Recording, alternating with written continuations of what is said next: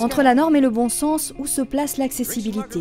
Que dit la loi? Comment s'applique-t-elle en montagne? Comment faire de ces contraintes de véritables opportunités?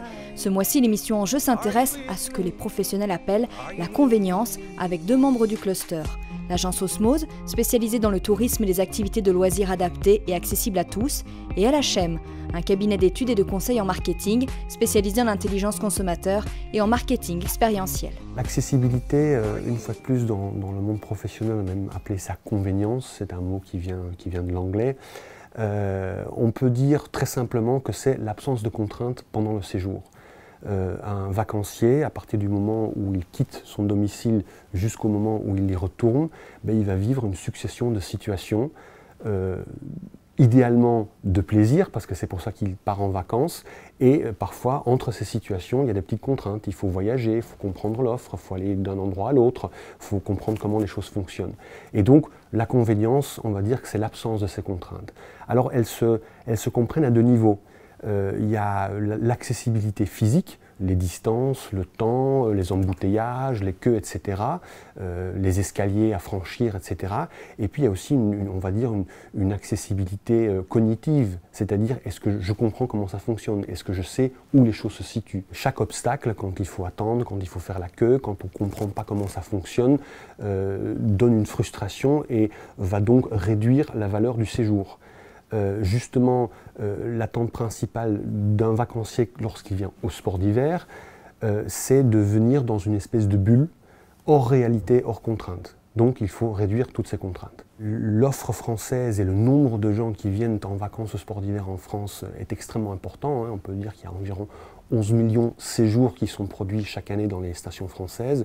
Il y a bien sûr une diversité de situations et de massifs. Donc il y a des cas très extrêmes. On connaît par exemple des stations qu'on appelle des stations intégrées, qui sont extrêmement convénientes parce qu'elles ont été conçues pour ça, ou tout à proximité, ski au pied, le boulanger est à côté, l'école de ski est de l'autre côté, etc.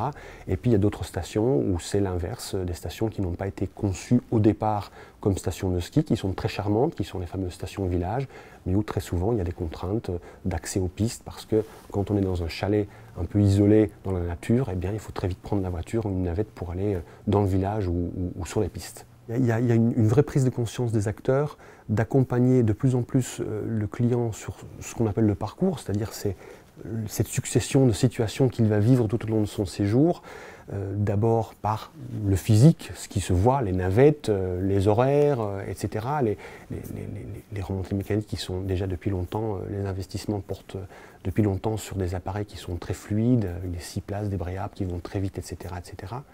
Mais aussi sur on va dire l'accompagnement cognitif, c'est-à-dire notamment par les solutions numériques, les applications smartphone, le web, où on va de plus en plus assister le client à chaque moment de son séjour pour savoir dans chaque situation ce qu'il a à faire juste après.